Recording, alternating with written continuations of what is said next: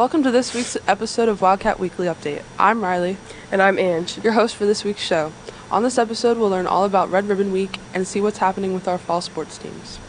That's all coming right up after a word from our sponsors.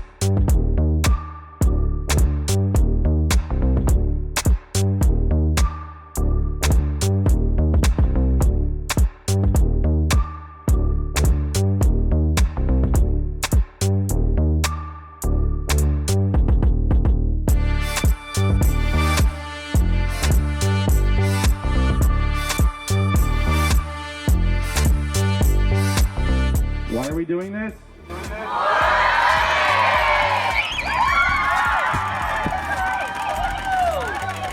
This Monday marks the beginning of National Red Ribbon Week. The Red Ribbon organization began in 1985 and has since touched the lives of millions of people around the world.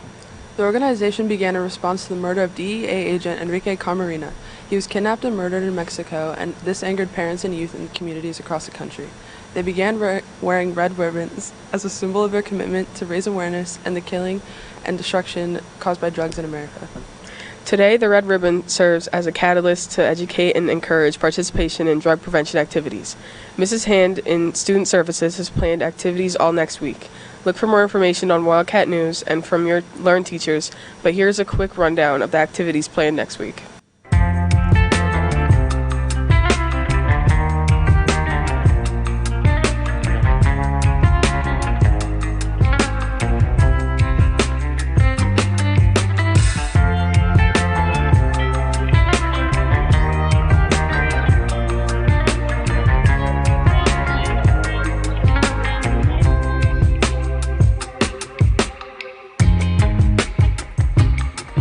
The fall sports teams are winding their seasons down, with many teams having a shot at the playoffs or championships. The field hockey team are 9-2 and are headed to the playoffs on October 31st.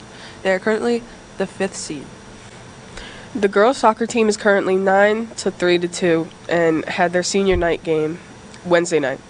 They are headed to the playoffs the last week of October.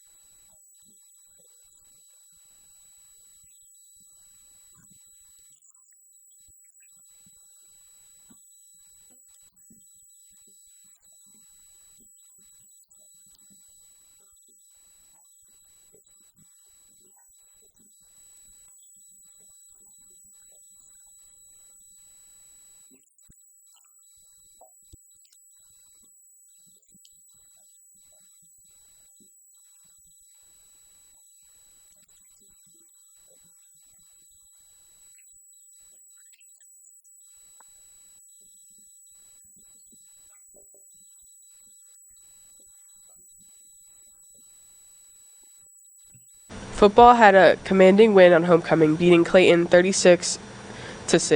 They take on Burlington City on Saturday for the division championship and will be in the playoffs the following week. Devin Barrientos caught up with one of the captains, Sean Loomis, to find out more.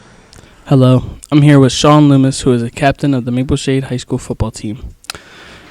Sean, how's your season going so far? Our season's going pretty well. You know, we're seeded to have our first home playoff game as of right now. So, Sean, what's been the most challenging thing so far this season? Earlier in the year, we had a hard time trusting each other, but now we're all becoming as one unit and clicking. That's always nice. Sean, what's a typical day at practice like? What do you guys do? Every day, we put that work in. Coach Powell's been pushing us to be the best versions of each other, and then we always finish with a tough conditioning session with Coach Santor. Because y'all got that dog in y'all. Yes. Sean, what's your favorite thing about playing football? Having that team bond and spending every day with the boys. And finally, Sean, what are your season predictions for the end of the year? I predict and believe that we can win out and host a home playoff game for the first time in school history, and we should win that playoff game. Boys cross country ended the fall season 10-3 and are the Freedom Division champs. They ran on Wednesday at New Egypt at divisionals and will run again October 29th at sectionals, where they will try to qualify for the state group meet in Homedale, New Jersey. If they qualify, it will be the 9th year in a row that the boys team has qualified for the group meet. And girls cross country ended the season 12-1 and were also Freedom Division champs.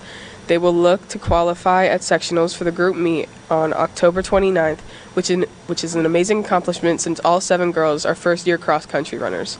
Stan Cornelius caught up with Coach English to talk about their season. So, tell me, how is the season going so far? So far, so good. The boys team is 9-3, and we all but wrapped up the conference title. We got to go finish a race next Tuesday, and that'll finish it. On the girls' side, they're 11-1, which is pretty amazing since we didn't have a girls' team last year at all. So again, they're won the conference pretty much. All we got to do is show up next Tuesday and run a race, and we look forward to sectionals where I think both teams can make it through to groups. So, how is a typical day at practice? Typical day of cross-country practices, we run. We don't run the same thing every day. Sometimes we do short and fast. Sometimes we do a little longer and slower. So we try to keep it, keep changing things up. You don't want to do the same thing every day. You get a little stale that way. But what is your favorite thing about coaching cross-country? My favorite thing is to see kids who don't think they can actually run.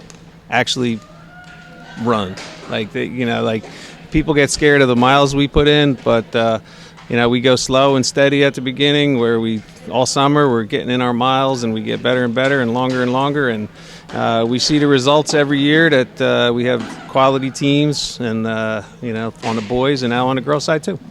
Is there anything that's like especially challenging about coaching or being on the cross-country team, do you think? I think the biggest challenge is convincing kids to actually do it. Everybody sees the sport and is kind of scared of running.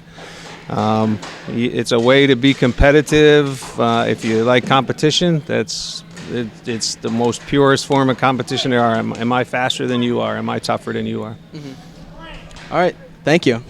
Well, that's it for this edition of the Wildcat Weekly Update. Be sure to tune in next time during Learn or on our YouTube channel, MS Wildcat TV. From all of us in the TV studio, thanks for watching and have a great day. A wonderful day. The sun in the sky has a smile on his face. And he's shining a salute to the American race.